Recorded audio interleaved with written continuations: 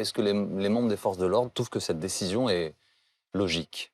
Alors, sauf erreur de ma part, il me semble qu'il y avait des membres du comité Traoré sur la marche blanche de la semaine dernière, mais je suis pas sûr, je crois. J'ai vu quelques t-shirts et on a vu comment elle a fini. Je ne juge pas du tout, maître, hein, pas du tout. C'est pas mon rôle du tout ici de juger ni la décision préfectorale, ni votre combat. Mais mes collègues sont épuisés. Ça fait une semaine qu'on est décalé. Les collègues 2 jours sont décalés la nuit par rapport aux violences. Et à partir du moment où on a une crainte d'un trouble à l'ordre public, pour moi, en tout cas, je pense que pour mes collègues, c'est raisonnable qu'il n'y ait pas, mais après, c'est pas à moi de juger, mais je veux dire, pour mes collègues, il faut qu'à un moment, la société, par rapport toute la société a été touchée la semaine dernière, il faut qu'à un moment, la société se rende compte de ce qui se passe. Je comprends un maître, hein, mais c'est pas, j'ai pas à moi de juger, mais il y a un moment aussi, il faut se mettre un peu à notre place policier, parce que si demain, et s'il y a des problématiques lors de cette marche, c'est encore les policiers qui vont prendre. Voilà. Et s'il y a un risque, nous, si on peut éviter un drame, on l'évite. Parce qu'en ce moment, c'est compliqué. La situation elle est encore très tendue. Donc, je pense que ce serait pas bon, mais bon, c'est pas à moi de juger. Est-ce que cette soirée du 14 juillet vous inquiète?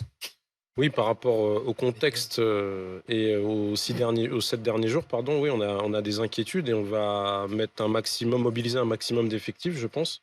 Déjà, d'habitude, la Saint-Sylvestre, le 13 et 14 juillet, on est mobilisé, mais là, je pense qu'on va être encore plus mobilisé parce qu'avec ce qui s'est passé la semaine dernière et surtout la violence, c'est surtout ça, c'est pas le fait des émeutes, parce qu'avant, quand il y avait des violences urbaines, c'était des feux de véhicules, c'était des feux de poubelles. Là, c'est pas la même chose. Là, on s'est attaqué à des mairies, on s'est attaqué à des familles d'élus, on s'est attaqué à des élus, et puis on s'attaque à bout portant avec des mortiers à des policiers en service ou même maintenant hors service.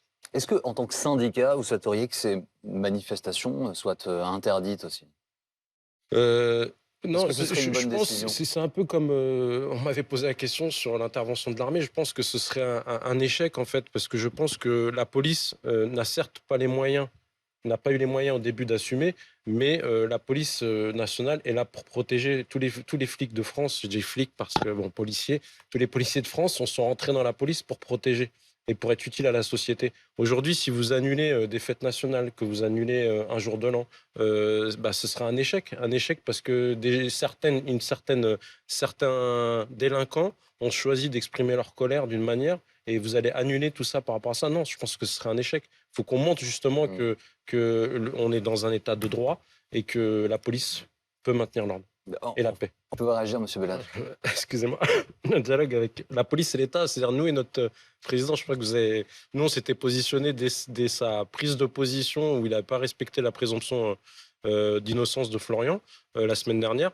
Ça, Donc c'est je le pense que policier le qui est dialogue, auteur oui, présumé du coup de feu. excusez-moi, oui, le policier était auteur présumé. Je vais me permettre, c'est juste la vision du terrain parce que je travaillais la nuit avant, monsieur. Je suis pas trop d'accord avec vous sur les manifestations, les rassemblements, parce que nuit debout, et ça c'est pas normal, pendant l'état d'urgence, nuit debout, aller quand même manifester place de la République. Mes collègues étaient obligés de se mettre en civil, que ce soit les collègues des renseignements territoriaux ou que ce soit les collègues intervenants, ils étaient obligés de se mettre en civil et on interdisait aussi, parce que je m'en souviens, les collègues m'avaient sollicité, on interdisait l'usage du LBD. Donc je suis pas d'accord avec vous, c'est faux. Les manifestations étaient autorisées et je trouve ça pas normal. Mais bon, nous on est là pour faire ce qu'on nous demande.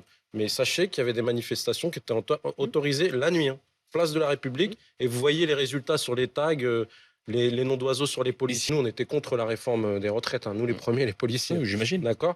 Mais nous ce qu'on demande, c'est que ces rassemblements sauvages, peut-être le terme est pas bon la nuit, où les manifestations, elles soient tout simplement encadrées. Et c'est ça, et vous l'avez soulevé tout à l'heure avec la marche de Traoré, vous dites ça fait 5 ans que ça se passe, ou 4 ans que ça se passe, 7 ans. 7 ans que ça se passe C'est la très bien. huitième année, là. Mais là, aujourd'hui, c'est pas de ça qu'on a peur. On a peur que certaines personnes qui ont politisé le débat, d'autres délinquants violents qui veulent en découdre, on l'a vu sur des pillages, des filles de 14 ans.